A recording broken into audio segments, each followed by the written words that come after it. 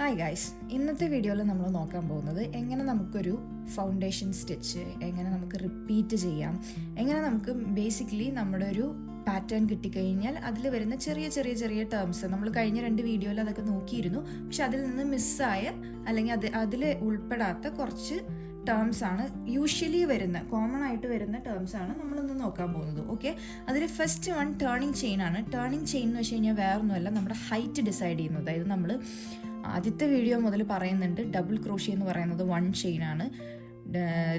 അങ്ങനെ ആ ഒരു ചെയിൻ ഹൈറ്റ് ഉണ്ടല്ലോ, ആ ഹൈറ്റിനെ റെപ്രസെൻറ്റ് ചെയ്യുന്നതാണ് ടേണിംഗ് ചെയിൻ. അതിനെ നമ്മൾ ചെയിനിൻ്റെ കൗണ്ടിൽ കൺസിഡർ ചെയ്യില്ല. പകരം ഇപ്പം നമ്മൾ പറഞ്ഞു ചെയിനിനെ നമ്മൾ റെപ്രസെൻറ്റ് ചെയ്യുന്നത് ഇങ്ങനെയൊരു ഓവൽ ഷേപ്പിലാണ്. ഓക്കെ, ഇങ്ങനെ ഒരു ഓവൽ ഷേപ്പിലാണ് റെപ്രസെൻറ്റ് ചെയ്യുന്നത്. ഇതിൻ്റെ ടേണിംഗ് ചെയിൻ ആണെന്നുണ്ടെങ്കിൽ നമുക്ക് എങ്ങനെയാണ് വരണേന്ന് വെച്ച് കഴിഞ്ഞാൽ ആ ടേണിംഗ് ചെയിൻ നമ്മൾ ഇവിടെയാണ് റെപ്രസെൻറ്റ് ചെയ്യുക. ഓക്കെ, ബിക്കോസ് നമ്മൾ ഇതിനെ ഫൗണ്ടേഷൻ ചെയിനിൻ്റെ നമ്പറായിട്ട് കൺസിഡർ ചെയ്യാത്തതുകൊണ്ട്. ഇതിന് ഞാനിപ്പോൾ ഒരു എക്സാമ്പിൾ പറഞ്ഞുതരാം. അതായത് ഇങ്ങനെയാണ് നമ്മൾ ടേണിംഗ് ചെയിനിനെ റെപ്രസെൻറ്റ് ചെയ്യുക. ഓക്കെ, ഇതിൽ 3 ബ്രാക്കറ്റിൽ +2 ടേണിംഗ് ചെയിനെ TCH എന്നാണ് ചെയ്തിരിക്കുന്നത്. അതിൽ 3 എന്ന് പറയുന്നത് നമുക്ക് ആ ഒരു പാറ്റേൺ ഉണ്ടാക്കാൻ വേണ്ടിയിട്ട് 3ൻ്റെ മൾട്ടിപ്പിൾ ആയിട്ടുള്ള എത്ര ചെയിൻ വേണമെങ്കിലും ചെയ്യാം. എന്നിട്ട് 2 എക്സ്ട്രാ ടേണിംഗ് ചെയിൻ ആയിട്ട് ഇടണം. അതാണ് അവർ ഉദ്ദേശിക്കുന്നത്. ഓക്കെ, അപ്പോൾ ഇതിൽ ഇങ്ങനെ വരുമ്പോൾ പാറ്റേൺ ശരിക്കും എങ്ങനെ എഴുതാമെന്ന് വെച്ച് കഴിഞ്ഞാൽ 3ൻ്റെ മൾട്ടിപ്പിൾ എന്ന് പറയുമ്പോൾ ഞാനിപ്പോൾ 6 വരെ എടുക്കുന്നുള്ളൂ. നിങ്ങൾക്ക് എത്ര വേണമെങ്കിലും എത്ര നീളം വേണോ അത്ര അനുസരിച്ച് പോവാം. 6 വരാണെന്നുണ്ടെങ്കിൽ എങ്ങനെയാണ് വരാമെന്ന് വെച്ച് കഴിഞ്ഞാൽ 1 2 3 4 5 6. അപ്പോൾ ഇത് 3ൻ്റെ മൾട്ടിപ്പിൾ ആയിട്ടോ. ഇനി 2 ടേണിംഗ് ചെയിൻ ഇടണം. അപ്പോൾ ആ 2 ടേണിംഗ് ചെയിൻ ഇവിടെയാണ് റെപ്രസെൻറ്റ് ചെയ്യുക. എന്നിട്ട് അപ്പോൾ ഇത് ഫസ്റ്റ് റോ. ഓക്കെ, ഇത് ബിഗിനിങ് റോ, ഇത് സെക്കൻഡ് റോ. അപ്പം ഇവിടെയാണ് ബാക്കി സ്റ്റിച്ചസ് വരിക. ഇങ്ങനെയാണ് പോകുന്നത്. ഓക്കെ, അതിന് വേണ്ടിയിട്ടാണ് ഈ പറഞ്ഞിരിക്കുന്നത്. ഇതേപോലെ തന്നെ ഇപ്പോൾ ചിലപ്പോൾ 3ക്ക് പകരം ഇനി ഓഡ് നമ്പർ എന്നായിരിക്കാം, ഇനി ഈവൺ നമ്പർ എന്നായിരിക്കാം. അപ്പം എന്താണോ കൊടുത്തിരിക്കുന്നത് അത് നമ്മൾ റെപ്രസെൻറ്റ് ചെയ്യുക. സ്റ്റിച്ചസിന് ഇപ്പോൾ മേ ബി പറയാം നെക്സ്റ്റ് സ്റ്റിച്ച് എന്ന് പറയുന്നതിന് പകരം നെക്സ്റ്റ് ST എന്നായിരിക്കും ഇടണേ. അത് ജസ്റ്റ് കോമൺ ആണ്, ഞാൻ കഴിഞ്ഞ വീഡിയോയിലും പറഞ്ഞിരുന്നു. അപ്പോൾ അതാണ് സ്റ്റിച്ചസ്. ഇനിയുള്ളത് റിപ്പീറ്റ് ചെയ്യുക. അതായത് നമുക്കൊരു സർട്ടൻ സ്റ്റെപ്സ്, ഇപ്പോൾ 2 ചെയിൻ ഇടണം. അത് നമ്മൾ ഇങ്ങനെ റിപ്പീറ്റ് ചെയ്തുകൊണ്ടേയിരിക്കണം. ആ സാധനം നമ്മൾ എല്ലാ വട്ടവും എഴുതണതിന് പകരം റിപ്പീറ്റ് എന്ന് പറഞ്ഞ് കുറച്ച് ടേംസ് അല്ലെങ്കിൽ കുറച്ച് നൊട്ടേഷൻസ് ഉപയോഗിച്ചിട്ടാണ് അതിനെ റെപ്രസെൻറ്റ് ചെയ്യുക.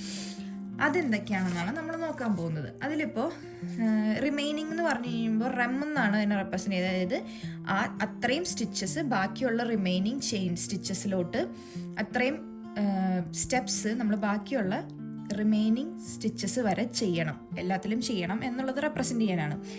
റിപ്പീറ്റ് ചെയ്യണം എന്ന് പറയുന്നത് REP എന്നാണ് റെപ്രസെൻറ്റ് ചെയ്യുക. ഞാനിത് എക്സാമ്പിൾ സഹിതം കാണിച്ചു തരാം, അപ്പോൾ നിങ്ങൾക്ക് മനസ്സിലാവും. ഇനി ഈ ആസ്ട്രിക് ഉണ്ടല്ലോ, ഈ ആസ്ട്രിക് തുടങ്ങുന്ന അതായത് ഒരു സെറ്റ് ഓഫ് സ്റ്റിച്ചസ് ഉണ്ടാവുമല്ലോ, അവിടെ നിന്ന് മുതൽ അറ്റം വരെ അല്ലെങ്കിൽ എത്ര വട്ടമാണോ പറഞ്ഞിരിക്കുന്നത് അതുവരെ റിപ്പീറ്റ് ചെയ്യാനാണ് ആ സ്റ്റാർ തുടങ്ങുക. ഇപ്പോൾ ഇതിൽ നോക്കിക്കഴിഞ്ഞാൽ ഇതൊരു സെറ്റ് ഓഫ് ഇത്രയും വരെ ഒരു സെറ്റ് ഓഫ് സ്റ്റിച്ചസ് ആണ്. അതായത് 2 ട്രിപ്പിൾ ക്രോഷ്യ ചെയ്യുക, 2 ചെയിൻ ഇടുക, 2 സ്റ്റിച്ച് മിസ്സാക്കുക, 1 ഡബിൾ ക്രോഷ്യ ചെയ്യുക നെക്സ്റ്റ് സ്റ്റിച്ചിൽ. ഇത്രയും ഒരു സെറ്റാണ്. അതിൻ്റെ സ്റ്റാർട്ടിങ് എവിടെയാണ്? ഈ സ്റ്റാറിലാണ്. എന്നിട്ട് അവർ പറഞ്ഞിരിക്കുന്നത് റെപ്പ് എന്ന് വെച്ചാൽ repeat from start to the end. അതായത് ഇത്രയും കംപ്ലീറ്റ് സാധനം എത്രത്തോളം നീളം നമ്മൾ എത്രത്തോളം ഫൗണ്ടേഷൻ ചെയിൻ നമ്മൾ ഇട്ടിട്ടുണ്ടോ അത്രത്തോളം നമ്മൾ റിപ്പീറ്റ് ചെയ്യുക എന്നുള്ളതാണ് ഇതിനർത്ഥം വരിക. ഈ സ്റ്റാർ മെയിൻലി ഉപയോഗിക്കുക. ഈ സ്റ്റാറിൻ്റെ സെയിം ഗുണമാണ് ഈ പറഞ്ഞ പാരന്തസിസ്, അതായത് നോർമൽ പാരന്തസിസിനുള്ളത്. അതിൽ പക്ഷേ 3 ടൈംസ് അല്ലെങ്കിൽ n ടൈംസ് ഒരു കറക്റ്റ് നമ്പർ പറയും.